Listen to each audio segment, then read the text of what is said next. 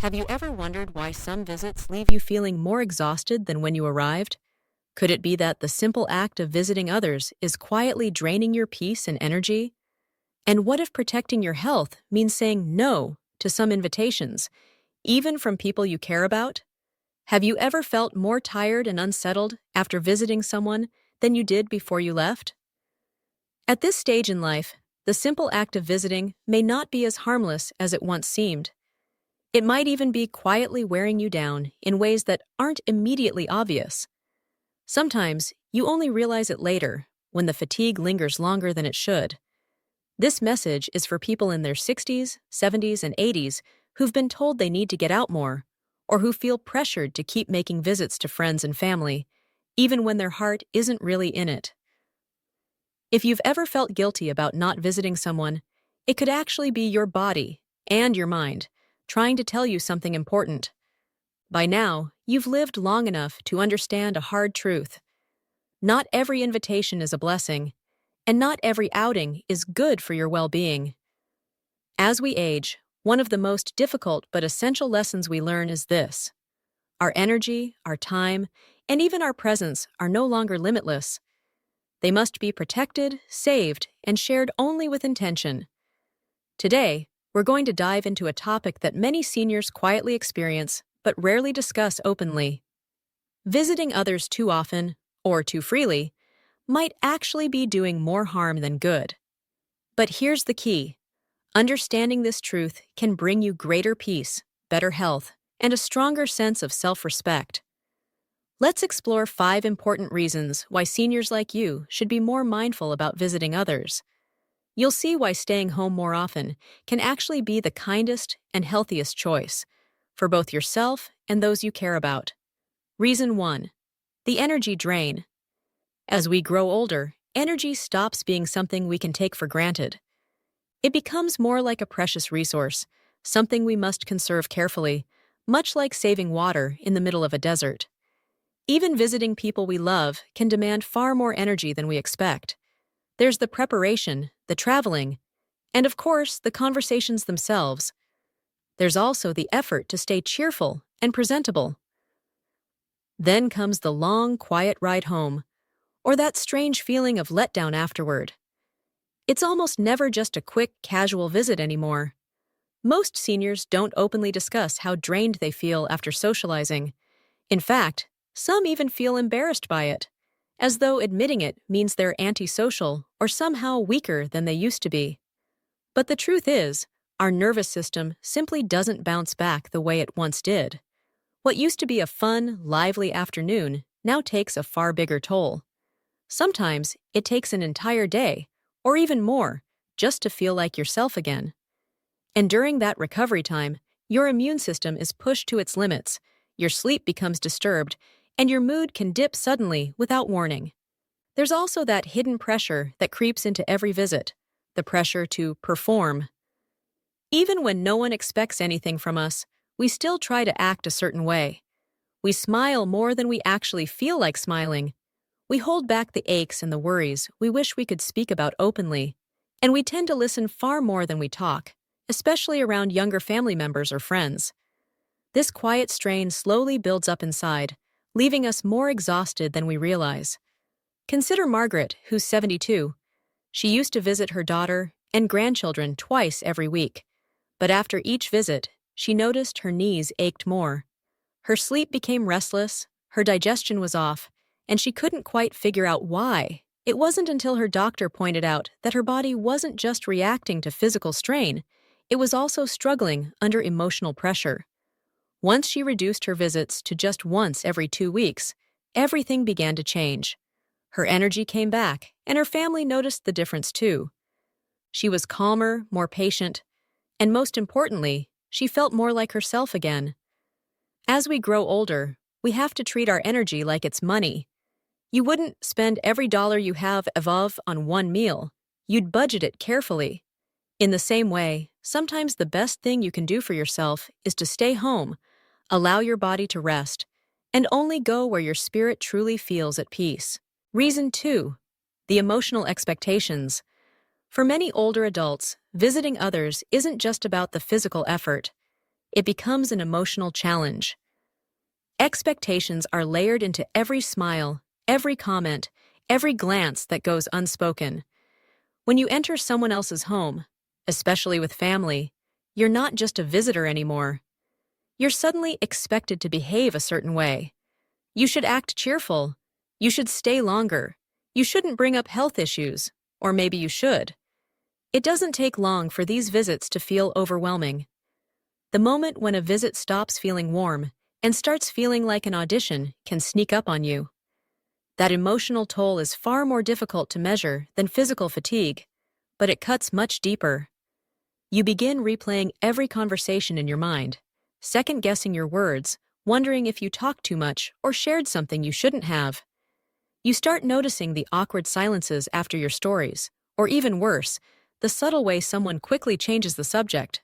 That kind of wondering doesn't always go away quickly. It lingers, especially in a life where everything else has slowed down, while others continue moving at full speed. Many older adults keep visiting others simply out of habit or guilt, because it's what they've always done. But in doing so, they sometimes forget that the emotional landscape has shifted over time. Younger people often don't fully understand just how delicate inner peace becomes in later years. They might make little jokes that unintentionally sting, or they chat about topics that no longer connect with your reality. Sometimes they barely look up from their phones, leaving you sitting there, quietly wondering why you even came in the first place. Take Walter, for example, who's 78. He visited his nephew's home every Sunday for months. Then, one evening at dinner, his nephew's wife turned to him and said, "You know, you don't have to come every week." She likely meant it kindly, but those words struck something deep within him. Walter stopped visiting altogether, not out of anger, but because he suddenly realized that he had been showing up more for them than they had been for him. And once he saw that, he knew he no longer needed to keep doing it. When we visit others out of obligation instead of joy, resentment tends to creep in quietly. And at this stage in life, the very last thing anyone needs is another hidden source of heartache. Protecting your emotional well-being isn't selfish, it's wise. If being around certain people makes you feel less like yourself, it's not your responsibility to repair that relationship. Your only real responsibility is to stop stepping back into situations that drain you. If you're still watching this video and finding these thoughts helpful, please leave a comment with the number 2 below to let me know you're here. And if you haven't subscribed yet, I encourage you to hit that subscribe button and turn on notifications so you won't miss any of our future videos. Your support means a lot and allows us to keep sharing meaningful content to inform and inspire you. Now, let's continue with the next reason, the health risk factor.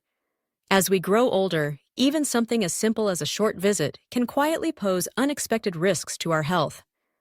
Our immune systems naturally grow weaker, and crowded places or close gatherings can easily expose us to homes, especially those filled with children or those with people constantly coming and going, often become silent battlegrounds for germs, viruses, and seasonal bugs.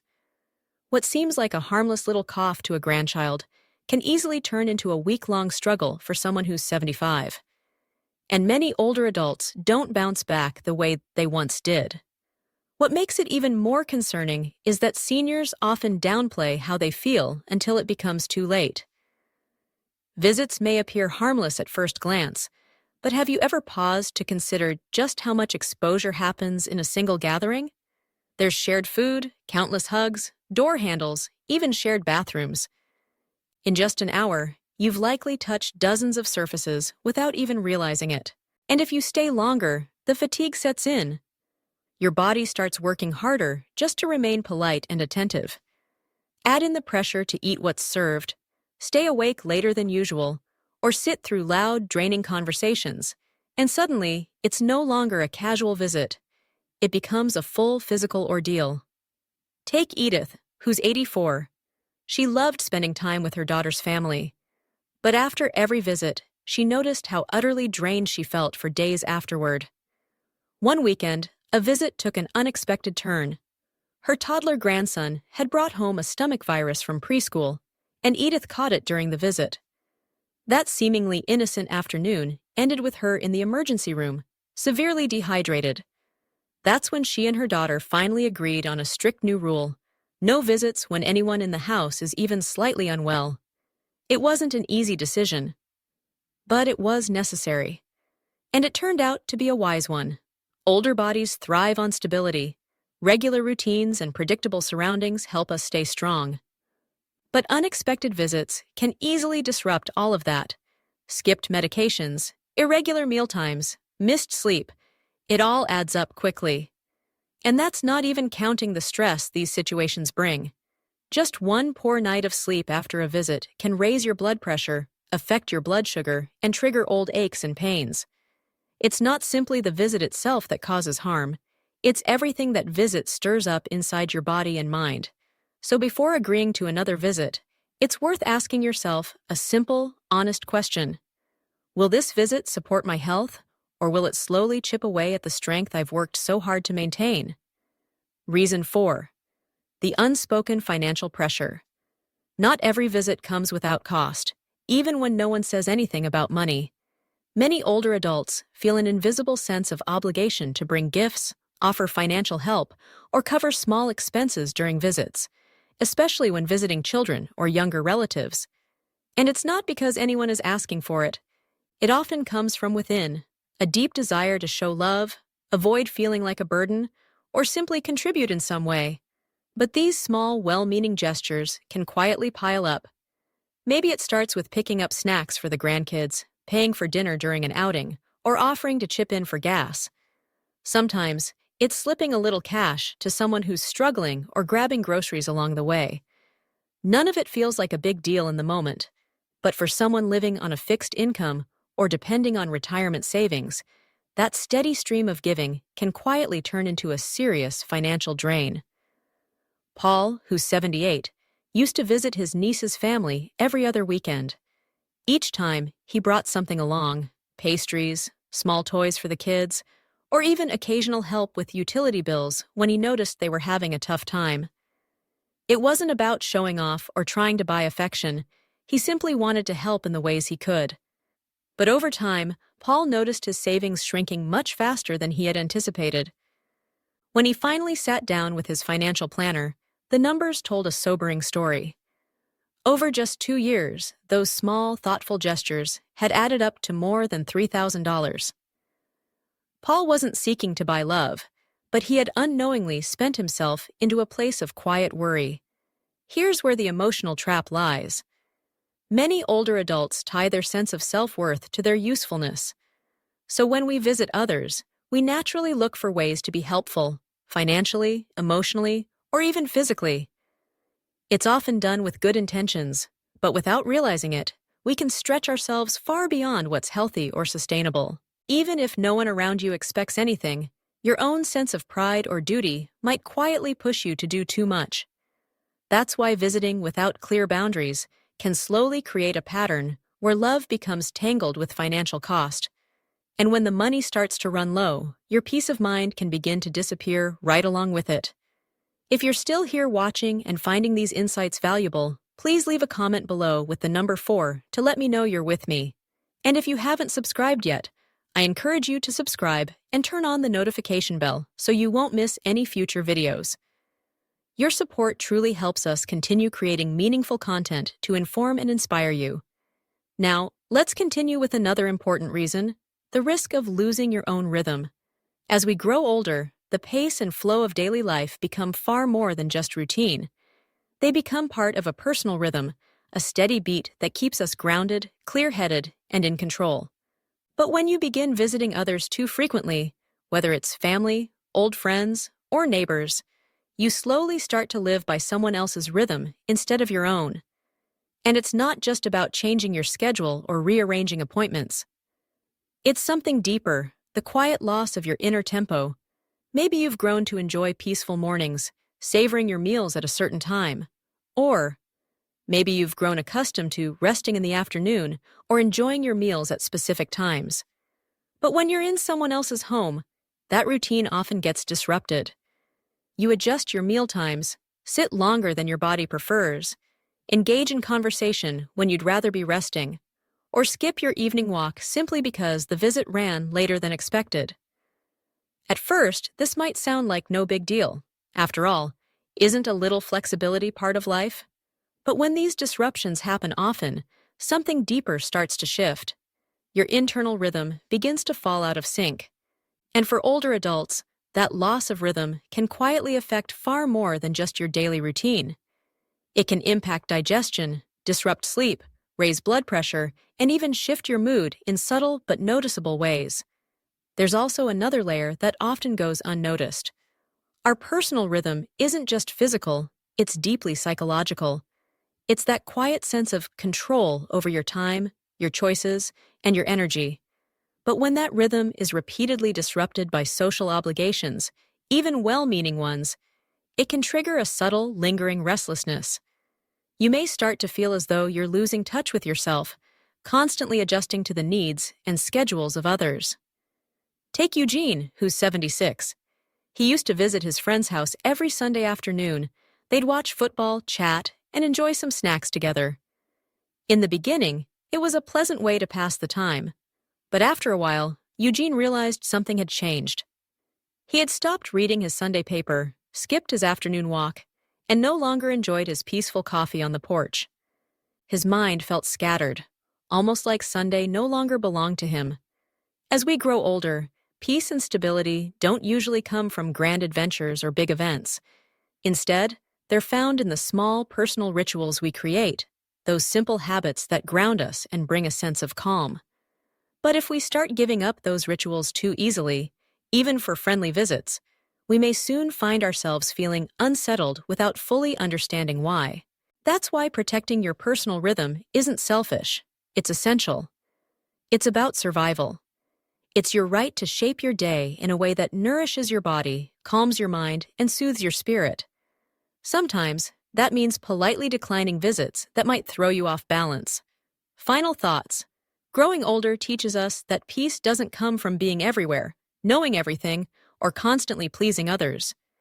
True peace comes from being selective, choosing carefully where you go, who you spend your time with, and what you allow into your life.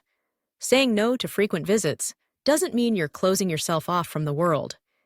It means you're making a conscious decision to choose presence over performance and depth over obligation. You've earned the right to rest when your body calls for it, to think deeply when your heart desires it, and to share your time only when it truly feels right to you. If you've ever returned home after visiting others feeling more drained than when you left, know that you are far from alone.